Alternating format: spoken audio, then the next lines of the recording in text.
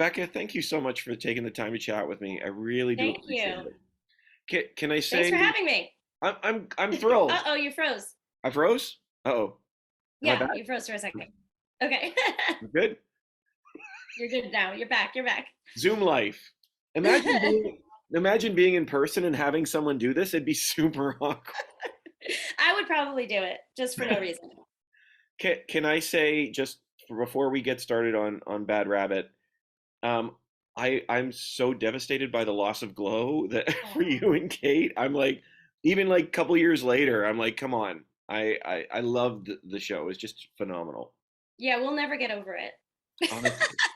We yeah, that's kind of why we actually started making shorts and making stuff together because we spent a lot of time distance in my backyard during the pandemic, and we when Glow got canceled, we were just so devastated, and we were like, we need something to sort of take us out of that devastation. And we were like, well, let's create something. And also the idea of, being able to create without needing someone else's approval to like do it. We made our short last year, Wild Bitch. And from that, now we actually got approval from 20th to make the next one. So it was really exciting to be able to like come away from that devastation with like this awesome opportunity to create all this fun, dark stuff. That's yeah. I mean, and Bad Rabbit is hilarious and it's so much fun. You mentioned you got approval. Like, was this always intended to be part of the bite size Halloween, or was this brought in to one of their plans? I wasn't sure how that worked. So they saw our last short at South by, and 20th Digital reached out and asked us to pitch a few ideas. And we brought them a couple ideas, and they picked this one. So yeah, technically they approved. Um, I even feel like as an actor, as a creator, as like a director and a writer, anyone saying like yes, you get to do the thing you love is approval. So because so often we get rejected. And so yeah, no, it was really exciting to be able to like bring them a couple different ideas and then get to create this one. We're like pinch ourselves to be able to create something so fun and creative and so like us, which sounds crazy because it's insane and it's dark, and I'm like, it's us, we're lunatics. It's not based on a true story. No, I'm It no. is. COVID affected a No lot of Holocaust. people. No, that's. Yeah. I was wondering where did the idea for the story come from? So I played a rabbit who was supposed to be sweet in one of her music videos, her song Life in Pink. Um, and I had like rabbit prosthetics and was wore this like twee outfit, and I was supposed to be cute. And actually, the director kept it was me and this girl, Iona, who's a model. And even though our faces were covered up, she somehow still seemed sweet and cute. And the director kept saying to me, Rebekka, can you please stop being creepy? And I'm like, I can't help it. And I was just being this like creepy rabbit. And then between scenes, I started doing a voice like this. And I was just doing it for fun and to make Kate laugh. And she started filming me. And I just started saying the most vile, insane stuff. And so we just started kicking around the idea of taking that character and turning Bad Rabbit into an imaginary character, an imaginary friend. And we sort of built the world. We're like, okay, well, who would need an imaginary friend? And someone who's abused or someone who's mistreated, kind of has a mental break. And we built the idea from there. And so it's just been really fun to be able to play this demented rabbit and to put it into a world where it makes sense.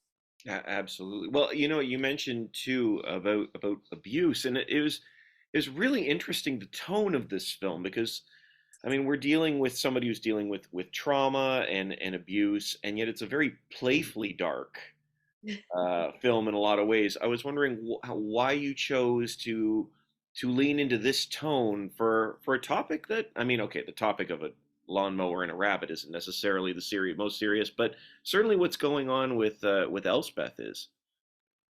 I think that we just have like a dark sense of humor, Kate and I can say that, like, we in some ways we have a joint sense of humor, or sort of what brings us together is this like darkness. And I guess in a personal way, I think that as a comedian you're always processing pain through jokes. Mm. And so I've sort of tackled dark subjects before. I made a short film about consent that was a comedy.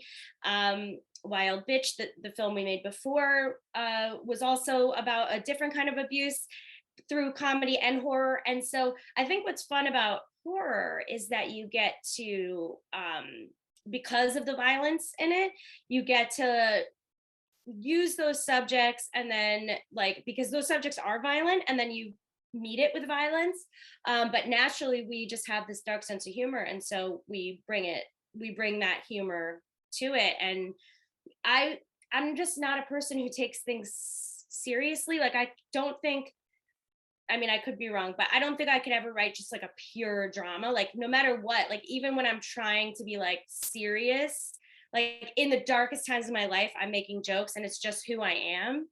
So, and Kate is a similar person. And so, yeah, we just decided to make it dark, and then punctuate that darkness, and punctuate the like the seriousness with the ridiculous character of Bad Rabbit, or like other ridiculous things. That Mother, in a way, is similar to Bad Rabbit. And so we feel like the manifestation of Bad Rabbit is like kind of a more fun version of Mother. Well, you follow up to that, because I think that's a great connection. I was wondering, what do you think it means? Is there a villain in the film? I mean, in a world of, this is a world of villainy, and if so, what do you think it means to be the villain in this film?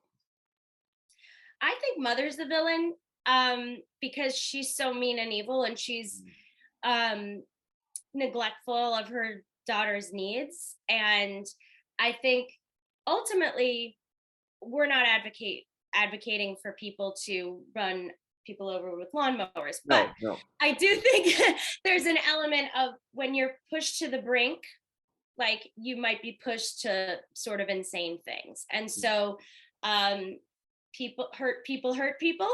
Yeah. And ultimately I think the villain is Mother, but she creates a villain by being a villain. And so even though Bad Rabbit is convincing Elspeth to do bad things, I don't think Bad Rabbit's the villain, and I don't think Elspeth's the villain. What if I was like, Twist, the white bunny at the end is the villain? That's the sequel. That's Worse Rabbit. That's yeah. Which, by the way, was thrilling to have 2 rabbits, live rabbits, on set in my backyard. This was my house, by the way, the house we shot in. Oh, really? You shot? Okay, you shot it at home. You know, I imagine having, like, they don't know what's going on. Like, it must have been actually quite nice to have these joyful little, like, of all the animals to choose. They say never work with animals. A bunny has got to be the easiest one you want to work with. Oh yeah, and the trainers still, got the rabbit to hop around to the different places, and the other one, they just handed her the white one to pet. And Kate actually had a rabbit growing up, and one of the reasons she became vegan once she got her rabbit. Like, she puts rabbit iconography in most of her videos and all that, so this is kind of a theme that she's worked with before, so it was fun to like have real ones and then play one.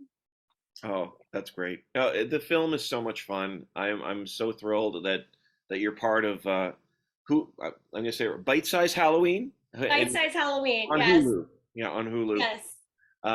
It is a joy to chat with you. Thank you so much for the opportunity, and I wish you the best. And still hoping for a final film to tie up Glow. But oh yes. Well, if we don't get that, hopefully we'll get a Bad Rabbit film. I mean, that's what it is. I would be in for that at this point. Yeah, I would be in for that as well. Thank you. Thank you. Thanks so much, Rebekka. Have a great day. You too. Like